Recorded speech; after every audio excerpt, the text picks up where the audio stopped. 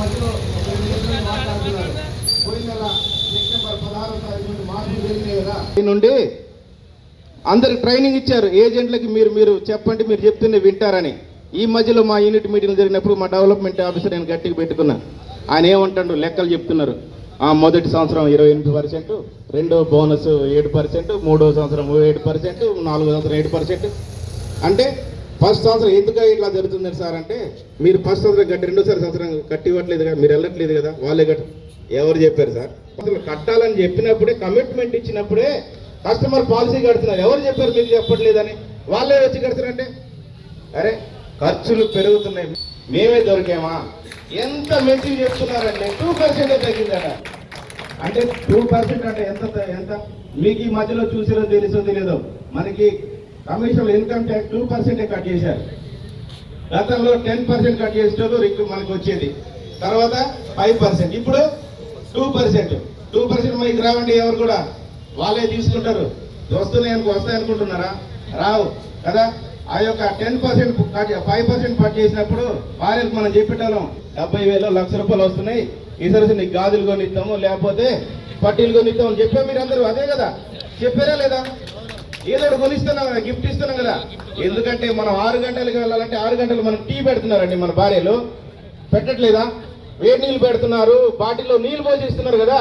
ఇన్ని చేసి Chari GVSRK LIC agents organisation of India all India working committee మెంబర్గా ఉన్నాను. ఈరోజు దేశవ్యాప్తంగా అన్ని ఎల్ఐసి డివిజనల్ ఆఫీసుల ముందు ధర్నా కార్యక్రమం అనేది జరుగుతూ ఉంది. ఇవాళ భారతదేశ బీమా రంగంలో అనేక రకమైనటువంటి మార్పులు, సంస్కరణల పేరుతో ఐఆర్డీఏని అడ్డం పెట్టుకుని మోడీ ప్రభుత్వం తీసుకొస్తూ ఉంది. అందులో భాగంగానే మా ఎల్ఐసి ఏజెంట్ల కమిషన్ 1956 నుంచి ఈ రోజు వరకు ఏదైతే కమిషన్ ఉందో సెప్టెంబర్ 30వ తారీఖు వరకు, దాంట్లో 7% మొదటి సంవత్సరం కమిషన్ తగ్గించారు. అలాగే క్లాబ్యాక్ క్లాబ్యాక్ కమిషన్ అనే నిబంధన తీసుకొస్తా ఉన్నారు. క్లాబ్యాక్ నిబంధన ఏంటంటే, పాలసీ తీసుకున్నటువంటి ఏ పాలసీదారుడైనా 5 సంవత్సరాలలోపు తన పాలసీ సరెండర్ చేసినా, ల్యాప్స్ అయినా మాకు ఇచ్చిన కమిషన్ వెనక్కి తీసుకునే నిబంధన. ఇది చాలా దుర్మార్గమైన చర్య అని దాన్ని వ్యతిరేకిస్తా ఇవాళ మేము ధర్నాకి వచ్చాము. అలాగే ఈ భారతదేశంలో అతిపెద్ద ఆర్థిక వ్యవస్థగా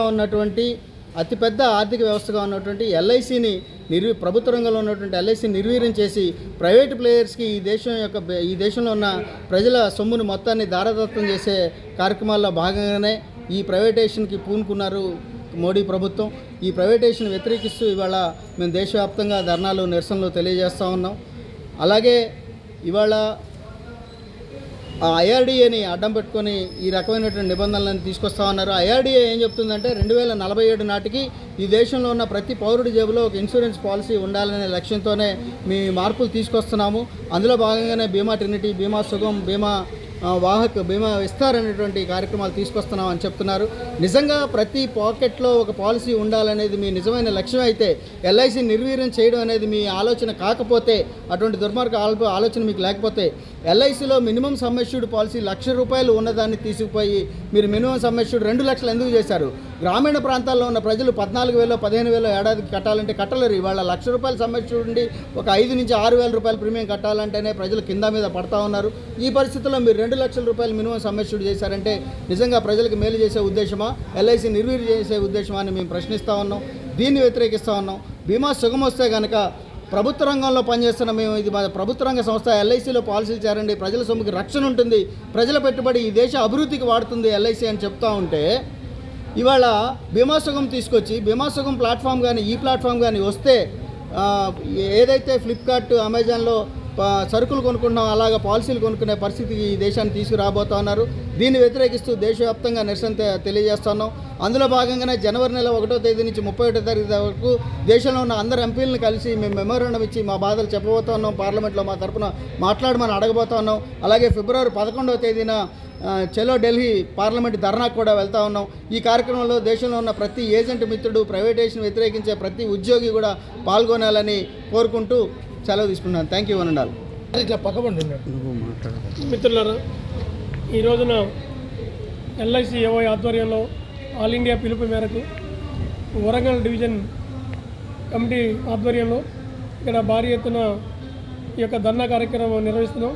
దీంట్లో ముఖ్యాంశాలు మా యొక్క జిఎస్టీని వివిధ పాలసీదారులకి సేవల మీద విధిస్తున్న జిఎస్టీని పూర్తిగా రద్దు చేయాలని, పాలసీల మీద జిఎస్టీ రద్దు చేయాలని, అదేవిధంగా పాలసీదారుల బోనసులు పెంచాలని, ఏదైతే ఏజెంట్ల కమిషన్ తగ్గించారో పాత కమిషన్ విధానాన్ని మళ్ళీ పునరుద్ధరించాలని, క్లాప్ బ్యాక్ని వెనక్కి తీసుకోవాలని, అదేవిధంగా ఏజెంట్ మిత్రులు శ్రమిస్తున్నటువంటి ఈ తరుణంలో వారి కుటుంబం మొత్తానికి కూడా క్లబ్ మెంబర్తో సంబంధం లేకుండా ప్రతి ఏజెంట్ మిత్రుడు కూడా మినిమం 2 లక్షలు మెడిక్లెయిమ్ ఇన్సూరెన్స్ సౌకర్యం అందించాలని, అదేవిధంగా గ్రూప్ ఇన్సూరెన్స్ కూడా 50 లక్షలు పెంచాలని, ఇందులో పెన్షన్ కూడా ఏజెంట్కి సౌకర్యం కల్పించాలని ఆల్ ఇండియా పిలుపు మేరకు ఈ యొక్క ధర్నా కార్యక్రమాలను ఉధృతం చేస్తున్నాం. ఇది అయిపోయినాక జనవరి నెల మొత్తం కూడా పార్లమెంట్ మెంబర్స్ని కలవడం జరుగుతుంది. అదేవిధంగా ఫిబ్రవరి 11 పార్లమెంట్ ఎదురు పెద్ద ఎత్తున ధర్నా కార్యక్రమం నిర్వహించబోతున్నాం. దీని అందరూ కూడా ఏజెంట్ అందరూ కూడా సహకరించి హక్కుల కోసం పోరాడాలని, హక్కుల కోసం పోరాడకపోతే మనం బానిసలమయ్యే దశలో ఉన్నాం. ఎందుకంటే వివిధ రంగాలలో జీతాలు కానివ్వండి, కూలీ రేట్లు కానివ్వండి అన్నీ పెరుగుతున్న దశలో కమిషన్ అనేది తగ్గడం ఉంది చాలా దారుణమైనటువంటి విషయాలుగా మేము పరిగణిస్తున్నాం. పెంచవలసింది పోయి తగ్గడం ఉంది, ఇది చాలా వింత శాస్త్రంలాగా ఉంది. దీన్ని మేము తీవ్రంగా ఖండిస్తున్నాం. Taluru Srinivasarao, LIC AOI Warangal division president.